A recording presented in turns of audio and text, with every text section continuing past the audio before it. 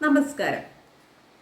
പട്ടയം നഷ്ടപ്പെട്ടവർക്ക് ആശ്വാസകരമായ ഉത്തരവുമായി റവന്യൂ വകുപ്പ് 26/5/2025 142/2025 RD നമ്പർ ഉത്തരവ് പ്രകാരം പട്ടയം നഷ്ടപ്പെട്ടവർക്ക് നിജസ്ഥിതി സർട്ടിഫിക്കറ്റ് നൽകുന്നു.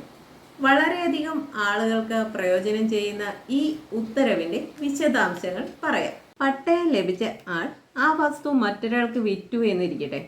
ഭൂമിയുടെ ഇപ്പോഴത്തെ കൈവശക്കാരൻ്റെ കയ്യിൽ നിന്ന് പട്ടയം നഷ്ടപ്പെട്ടു. അത് കാരണം ലോൺ എടുക്കാനോ മറ്റു ആവശ്യങ്ങളോ നടക്കുന്നില്ല. ഈ സാഹചര്യത്തിൽ നിലവിലെ കൈവശക്കാരന് നിജസ്ഥിതി സർട്ടിഫിക്കറ്റ് നൽകാൻ ഈ ഉത്തരവ് പ്രകാരം ജില്ലാ കളക്ടർക്ക് അധികാരം നൽകുന്നു. പട്ടയം നൽകിയ അധികാരി ഓഫീസിലെ രേഖകൾ പരിശോധിച്ച് ആധികാരികത പരിശോധിച്ച് ഉറപ്പുവരുത്തിയ ശേഷം നിജസ്ഥിതി സർട്ടിഫിക്കറ്റ് അനുവദിക്കുന്നതാണ്. ഇനി പട്ടയം കൈവശക്കാരൻ്റെ കയ്യിൽ തന്നെയുണ്ട്, എന്നാൽ വില്ലേജ് റെക്കോർഡുകളിൽ മാറ്റം വരുത്താൻ സാധിക്കില്ല. ഇത്തരം സാഹചര്യത്തിലും നിജസ്ഥിതി സർട്ടിഫിക്കറ്റ് ലഭിക്കുന്നതാണ്. അടുത്ത ഭാഗമാണ് ഏറ്റവും പ്രധാനപ്പെട്ടത്. പട്ടയം ഒറിജിനൽ കയ്യിൽ നിന്ന് നഷ്ടപ്പെട്ടു പോയി എന്നിരിക്കട്ടെ. പട്ടയം നൽകിയ ഓഫീസിൽ നിന്നും പട്ടയ ഫയലും നഷ്ടപ്പെട്ടു പോയി.